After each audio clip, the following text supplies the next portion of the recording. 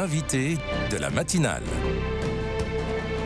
KTO Radio. En ce dernier week-end de l'année liturgique, l'Église fête la Journée mondiale de la jeunesse diocésaine, un événement annuel tourné vers le grand jubilé 2025 qui s'ouvre dans quelques semaines. Le pape François invite les jeunes chrétiens à devenir des pèlerins. On décrypte son message et ses attentes avec le Père Julien Dupont. Bonjour. Bonjour. Merci beaucoup d'être avec nous en studio ce matin.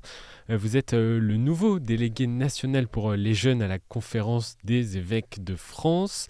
Alors, qu'est-ce que c'est JMJ diocésaine ? Justement, c'est un événement différent, je le précise, du grand rassemblement mondial des jeunes catholiques qui a lieu tous les 2, 3 ou 4 ans. Voilà, c'est ça. Donc en fait, en 85, quand le pape Jean-Paul II a donc créé les Journées mondiales de la jeunesse, très vite, il a invité à la fois tenir des JMJ diocésaines locales et des JMJ qui sont des rassemblements internationaux. Et donc, l'alternance vient justement assez régulièrement, vous l'avez dit, sur un rythme de 2-3 ans pour l'événement international, une fois sur 2 en Europe, une fois sur 2 dans le reste du monde. Et donc, en effet, ces JMJ locales, diocésaines, sont faites pour que l'ensemble des jeunes participent à la démarche et de ne pas penser qu'à travers qu'un grand événement. Depuis 2020, la date a changé puisque les Journées mondiales de la jeunesse, quand elles étaient en diocèse, étaient toujours pour le dimanche des Rameaux. Et depuis 2020, elle est maintenant à cette fête du Christ roi, le pape François ayant justement demandé à ce que nous mettions l'accent sur ce Christ qui règne sur la vie des jeunes et pas le monde consumériste, par exemple. C'est le lien qui existe aujourd'hui entre les JMJ diocésaines et la fête du Christ roi ? Oui, et avec une idée aussi qui évidemment, quand les Journées mondiales de la jeunesse tombent l'année suivante, habituellement elles sont l'été, et donc ça fait un événement un peu d'hiver, préparatoire, qui lance aussi les JMJ quand c'est un grand événement qui a lieu plutôt l'été. Voilà. Alors, ce thème cette année choisi par le pape François, je le donne. Ceux qui espèrent dans le Seigneur marchent sans se fatiguer. Pourquoi le pape a-t-il choisi ce thème ? En fait, le pape a donné 3 thèmes consécutifs, celui de 2023, celui de 2024 et celui de 2025.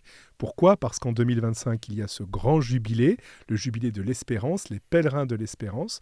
Et donc le pape, pour 3 messages, pour 3 années consécutives, cherche à faire entrer les jeunes dans cette démarche de l'espérance. Et donc cette année, on s'arrête justement sur ce thème. Ceux qui mettent leur espérance dans le Seigneur marchent sans se fatiguer. C'est une lecture d'Isaïe. Ça reprend ce que l'année d'avant, il était passé avec Saint Paul aux Romains, joyeux dans l'espérance. Et donc, le pape imagine finalement, à travers ses discours, imaginer une trilogie, si j'ose le mot, pour nous aider à comprendre le sens de l'espérance et bien sûr pour nous préparer à ce grand jubilé de l'espérance. Et tous les diocèses en France organisent un événement spécifique ? Non, chacun organise comme il convient, des fois même des paroisses, des groupes de jeunes, des communautés. Il y a une énorme diversité de la présence de l'Église catholique auprès des jeunes en France.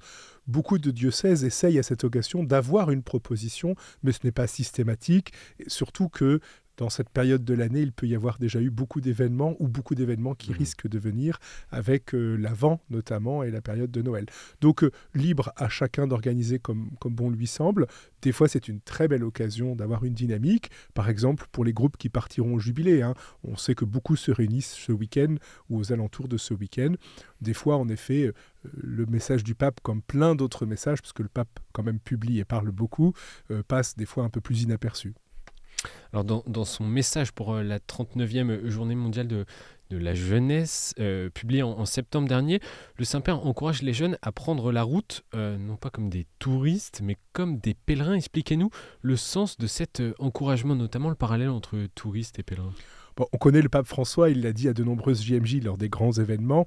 Ne regardez pas le monde en touriste, soyez pleinement engagés finalement. Et donc, il reprend cette idée qu'il développe souvent. Nous ne devons pas vivre dans la foi et dans le monde en consommateur, en touriste.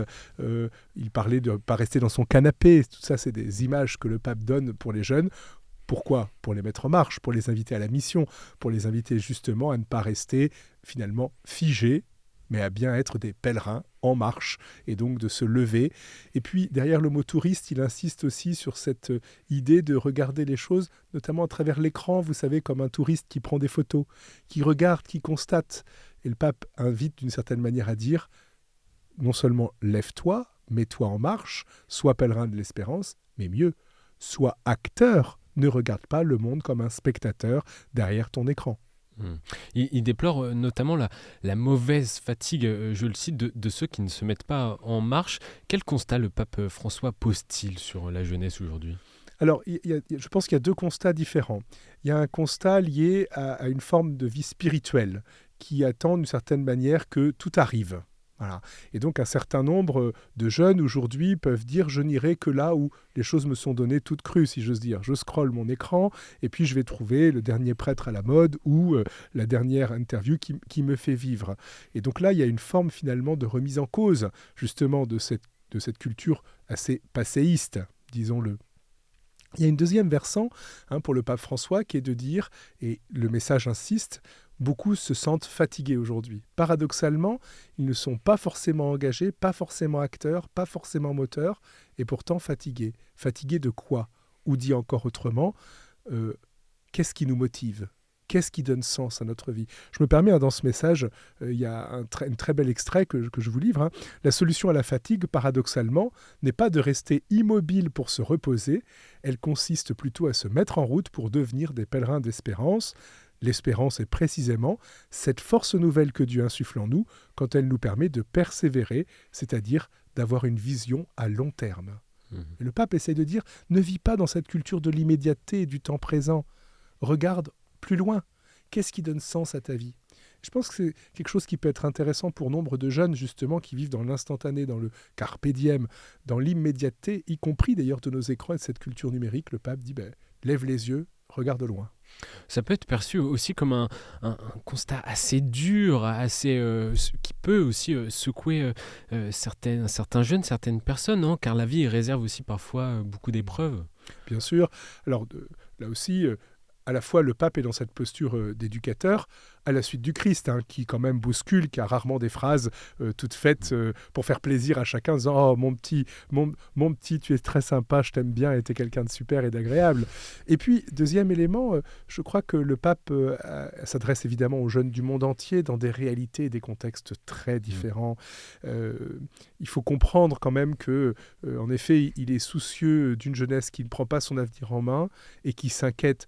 Le pape sait très bien l'anxiété de beaucoup de jeunes, l'inquiétude du lendemain parce que beaucoup ne savent pas vers quoi leur vie va être faite, de quoi leur vie va être faite, vers quoi ils vont aller. Beaucoup vivent à horizon 3 mois, 5 mois, des fois 1 an, des fois 2 ans, mais guère plus. Et donc le constat peut peut-être sembler amer, mais à travers le constat que le pape adresse aux jeunes, il adresse à la culture du temps présent, dans lequel ces jeunes, qu'ils soient baptisés ou non, sont forcément façonnés. Et ces réalités différentes dans lesquelles vous pouvez vous retrouver, vous, par rapport à la France et votre rôle, vous le partagez, vous le constatez également ? Je voudrais d'abord reconnaître, en France comme ailleurs, les jeunes sont souvent très généreux, avec beaucoup de belles personnes, de pépites, comme on aime à dire, par exemple, avec les jeunes professionnels. Et en même temps, en effet, je suis surpris du fait que beaucoup sont en effet désespérés, attendent des lendemains meilleurs sans forcément s'engager pour un monde plus juste et solidaire là où ils sont, là où ils peuvent déjà avancer. Donc il y a ce contraste toujours saisissant chez eux, mais je le répète, qui est en fait une expression de la culture dans laquelle nous vivons aujourd'hui. Ouais. C'est dur d'en sortir également. Bien sûr, mais les chrétiens sont là pour être dans le monde sans être du monde. Quelle chance que le pape nous invite justement à prendre ce pas de côté. Le pape François parle aussi de la notion de voyage intérieur, notamment dans la démarche du Grand Jubilé 2025. Qu'est-ce que ça veut dire ? Alors pour le pape, sans doute que ce voyage intérieur dit justement toute la pérégrination qui n'est pas que le fait de concrètement se rendre à Rome, mais qui invite à travailler à l'intérieur de soi, à construire finalement en soi cette relation unique à Dieu et à nos frères et sœurs. Et donc ce voyage intérieur auquel le pape invite, c'est justement pour donner le contraste en disant peut-être vous ne partirez pas à Rome. Il a bien conscience qu'une bonne partie des jeunes auxquels il s'adresse ne pourront pas partir à Rome. Trop cher, trop loin, pas la bonne période, les études, la vie professionnelle. Il sait pertinemment cela. Et il essaye de leur dire, c'est pas parce que vous partez pas à Rome que vous ne pourrez pas vivre vous aussi ce ressourcement qui permet de regarder plus loin, d'aller plus haut, de grandir dans la foi. Et c'est pour ça qu'il insiste, à mon avis, sur cette dimension du pèlerinage intérieur que les jeunes qui iront à Rome auront aussi à vivre. Mais il invite finalement sur cette dimension spirituelle qui est possible là où ils sont. C'est le sens de ces journées mondiales de la jeunesse, localement. Et donc, c'est un temps de préparation entamé depuis 2023 qui va emmener tous les chrétiens et notamment les jeunes à Rome en 2025. Qu'est-ce que la conférence des évêques de France organise justement pour le pèlerinage des jeunes ?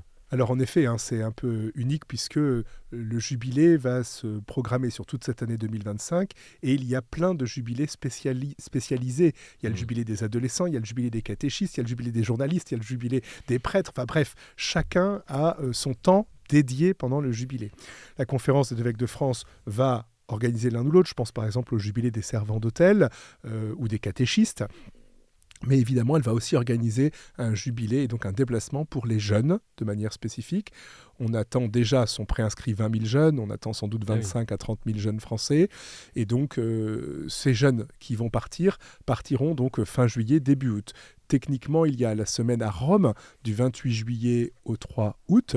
La conférence des évêques de France est là pour accompagner chaque diocèse, communauté qui va partir, et puis proposer évidemment des temps dédiés aux Français, notamment un passage de la Porte Sainte, ensemble sur la même journée, et puis des événements qui s'appellent Ecclesia à Roma et puis Santos, qui permettront aux étudiants et aux jeunes professionnels d'avoir des événements dédiés. La conférence des évêques de France est d'abord là finalement pour soutenir cette démarche des diocèses, des communautés, des mouvements qui vont vouloir partir, et c'est à nous évidemment de faciliter ce départ. Quelques éléments à régler avant d'être prêt pour 2025. Ah bien sûr, évidemment, et donc sachez que moi, dès demain, dimanche, je serai à Rome justement pour préparer ce grand jubilé et puis aussi pour rencontrer un certain nombre d'acteurs.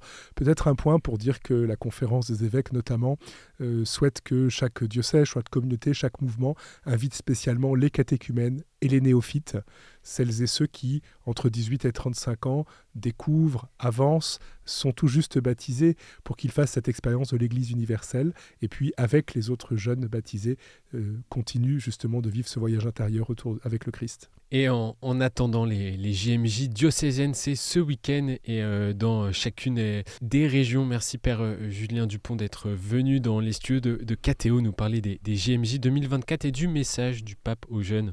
Merci à vous. Et on se retrouve en 2025 donc. Avec plaisir. Bon samedi.